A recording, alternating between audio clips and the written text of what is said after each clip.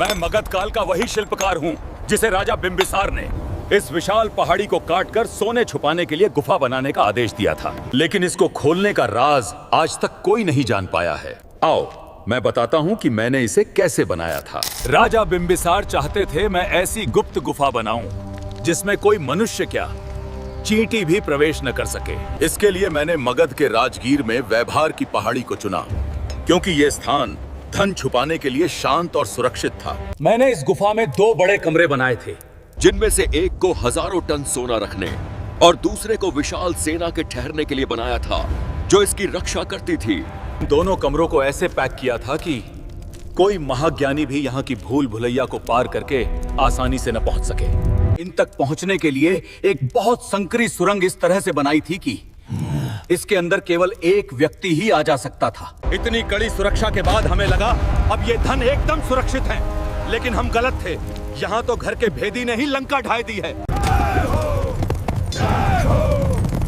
जब अजात शत्रु ने अपने पिता को बंदी बनाकर उनकी हत्या कर दी, तो रानी ने मुझे इस गुफा के मुख्य द्वार को बंद करने का आदेश दिया। गुफा बंद करके मैंने जाते हुए शंख लिपि में कोडिंग करके इस गुफा को खोलने का पासवर्ड लिख दिया था, जिससे आने वाली पीढ़ियां इसे खोल सकें।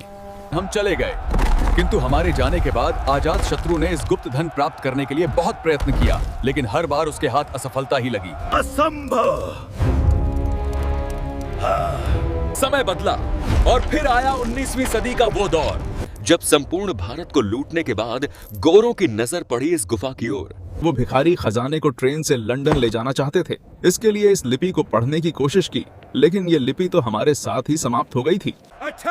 जब अंग्रेज हर तरह से नाकाम रहे, तो उन्होंने इस पर सैकड़ों गोले दागे। अंग्रेजी लुटेरों द्वारा फेंके गए उन तोपों के गोलों के निशान आज भी इसकी दीवार पर स्पष्ट रूप से दिखाई देते हैं। लेकिन ये गुफा फिर भी टूटी नहीं, डटी रही।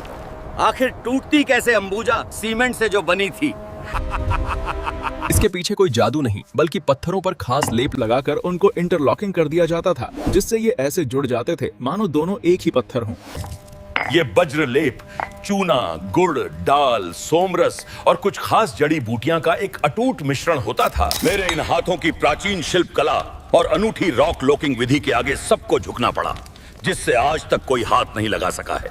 और वो हजारों टन सोना आज भी इसके अंदर भरा पड़ा है, जिसे यदि अभी खोल दिया तो पूरा भारत ही माला माल हो जाएगा।